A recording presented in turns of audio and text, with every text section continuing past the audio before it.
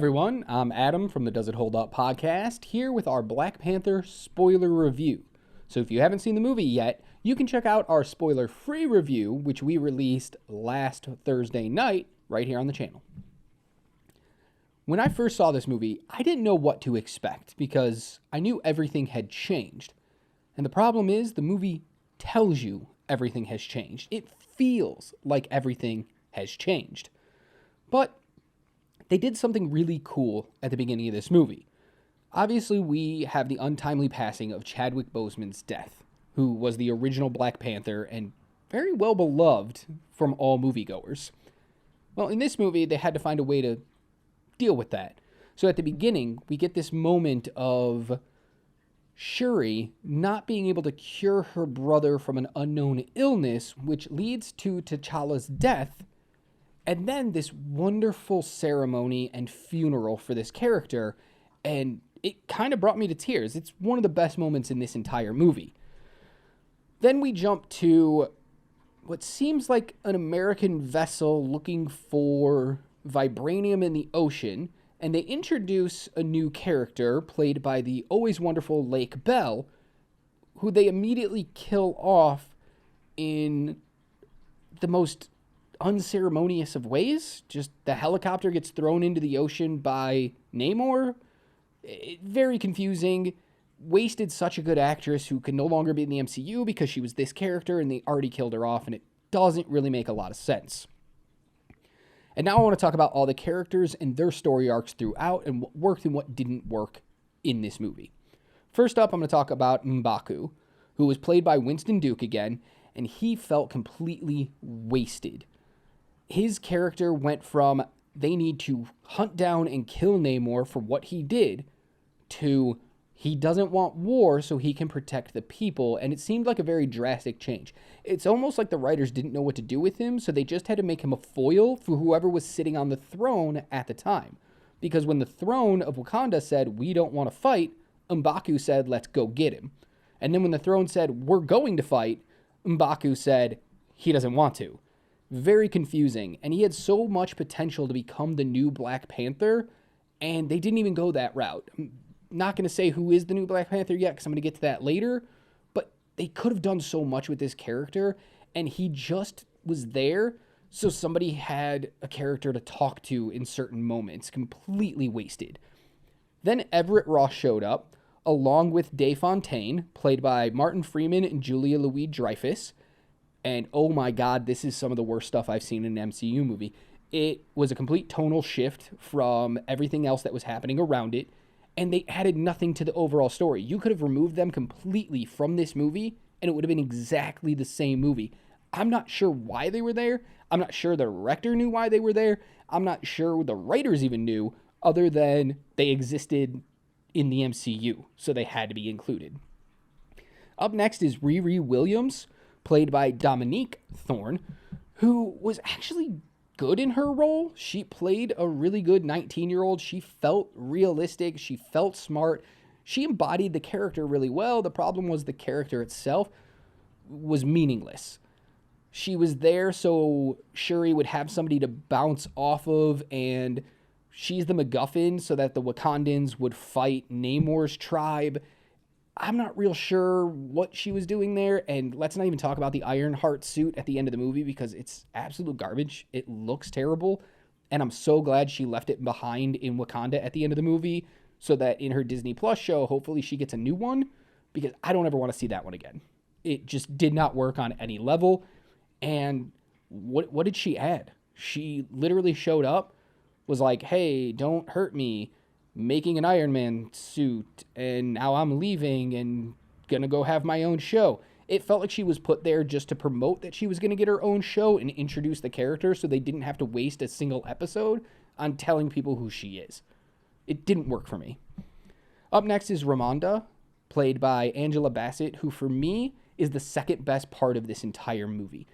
They were lucky enough to have her in this first movie because she is clearly an actress, a wonderful actress, one of the best of this generation, of the previous generation as well, and she brought so much emotion to this movie.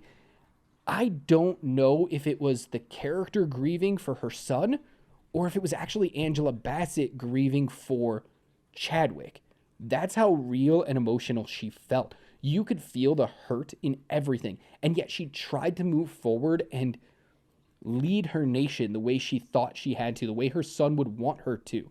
She was trying to be peaceful. She was trying to move forward, yet you could always feel that tinge of sadness in her, and that's what worked really well.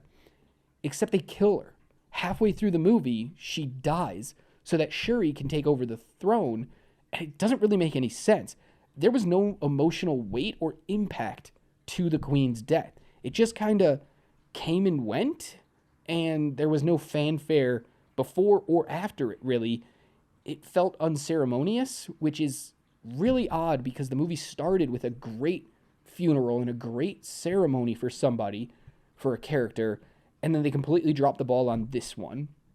And I think it was just a waste of time for them because they had such a wonderful actress they could have done so much with. To just kill her off like that, I don't know. I don't know what they were thinking.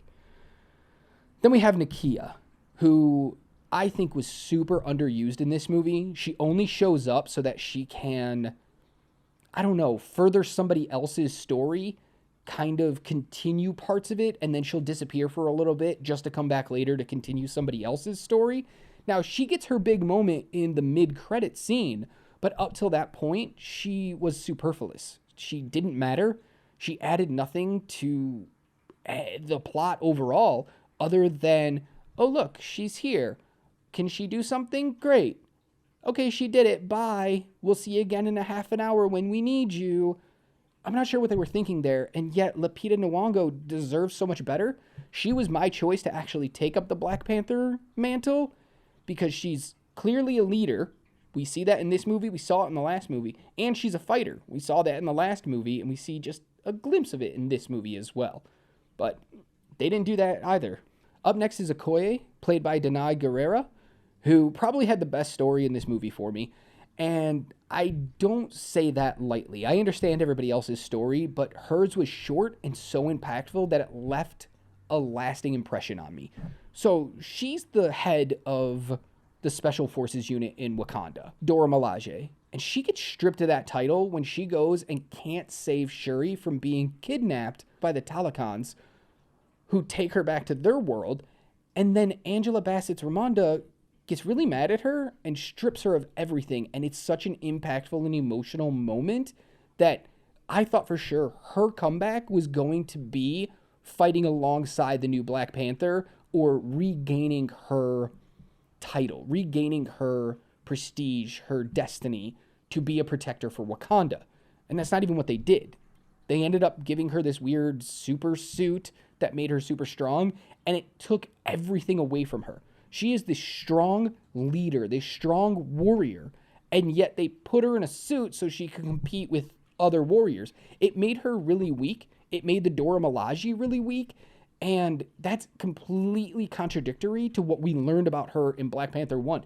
They are the most feared fighting force, basically, on the planet, and you strip it down to give her a super suit when we already have another kid in a super suit? What was the point of that? We have two more people. Next, though, I'm going to talk about Shuri, because I'm going to save Namor for last, because I think he's the most compelling character in this. Shuri, played by Leticia Wright. Now, she was in a mess of a controversy before this movie started filming, and while this movie was filming. And a lot of people were calling for Disney to fire her, and I think that affected her role in this movie. She becomes the new Black Panther, and yet it never feels like she actually takes the mantle. It feels like she's serving a purpose in this movie and this movie alone, but they're trying to find a way to move from her afterwards.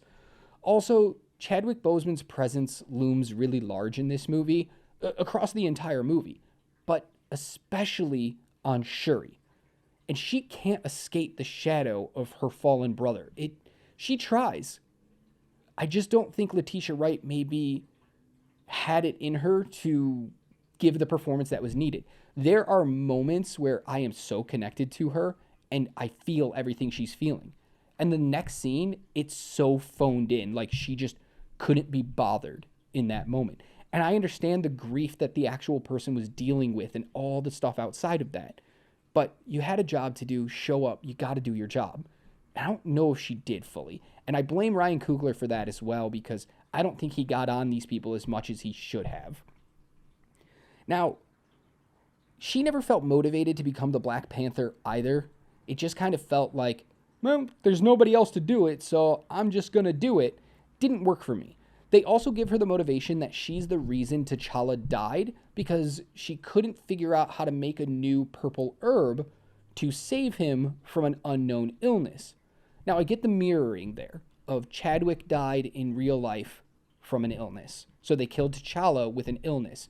The problem is it makes the Black Panther seem very weak.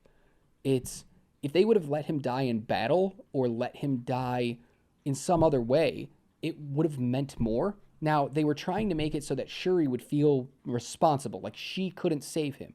But imagine if he had died in battle because something with the Black Panther suit went wrong. Well, who designed the Black Panther suit? It was Shuri. She gave him this new suit. Imagine if in battle he died, the suit was the problem, Shuri has that hanging over her head, and that's the reason she doesn't want a new Black Panther. Because throughout the whole movie, she keeps saying, we don't need a Black Panther. We don't need a Black Panther. And I'm not sure why she's saying that. It feels very unmotivated. Also, her character change from the first movie to this is a complete 180. I understand that grief can make people do crazy things, but in the first movie, she was the fun-loving teenager dropping Vine jokes into a blockbuster movie. And then in this one, she's immediately aggressive and like, I want to watch the world burn. She has a Joker-like turn in this movie, and I'm not sure exactly where that comes from. So her motivations just seemed a little weak for her to become the Black Panther. They could have picked M'Baku, Nakia, or Okoye, and it would have been a more substantial meaning. This was just weak. But again, I also think they did it because they're going to remove her going forward. She just served the purpose in this movie. Last person I want to talk about is Namor, who I think, first he was played by Tenoch Huerta, and I think he was probably the best character in this entire movie. He had great motivation. He had a great introduction. The way he comes out of the water when he goes to meet the Queen and Shuri is intimidating. His presence is immediately felt there. And then when he goes back to his people and you see him as a loving king, it's amazing. His motivation for protecting his people being like, you brought the world to my doorstep. Now you must help me fix it by bringing me this scientist, and we're going to kill her. That's what a king would do. Is it extreme? Sure, but that's exactly what would happen. And it works, and he plays this really well. What works for him as well is he's a great mirror to Shuri. Shuri is unsure of herself and what she's going to do moving forward. The Queen doesn't know at first, and then Namor is the one who kills the Queen. And Shuri is at a complete loss. She doesn't know how to lead a nation. She doesn't know how to be a queen and how to be a protector. But Namor does. He knows how to be a king. He knows how to protect his people, and he's willing to do whatever it will take. Great counter to Shuri, who's completely in over her head at this point. His backstory is really good too. He was born to people who were basically turning into fish people by taking this poison, which we come to know is something similar to vibranium. And he actually drops the word mutant, meaning he may be the first mutant in the MCU. They're going to build off of him when they introduce the mutants, which is a very interesting concept because that's the first time we've heard that word used in any one of these properties. And he lost his mother at a young age and had to take over. He's been king now for hundreds of years. He's settled in his ways, and that's what makes him so unique. He's not brand new to this. He's not learning. He knows exactly what he wants and how to get it. What's wrong with him, though, is he's a little too overpowered at times. We were led to believe, and the whole world is led to believe, that the Wakandans are a force to be reckoned with. They may be the most powerful army in the entire world. And yet this man at times takes them down single-handedly. So when he fights Shuri at the end in her Black Panther suit, I don't feel like it should have been a struggle. I feel like he should have just owned her and finished it. And yes, they find a way to weaken him, But as soon as the plane crash happens and they're on the beach in their final battle, he's so close to water that it shouldn't matter anymore. He should have that power back and he should eliminate her immediately. In fact, he does. He overpowers her. He stabs her. I'm not even sure how she stabs this knife or this stake pole going through her stomach, or this spear. But somehow she does and seems to be okay even afterwards. And I know Tony survived something similar when he was fighting Thanos, but nanobots, I guess, I don't know. Weird. Didn't really work for me. He should have won that fight, and it should have been no contest. The CGI in this movie was a lot better than the first one. Nothing looked rubbery, or at least not as rubbery as the first movie. But the final battle, although it looked better, was the same beat as the first movie. Here you had the Black Panther fighting his enemy, well, away from that battle is the Wakandans fighting an army.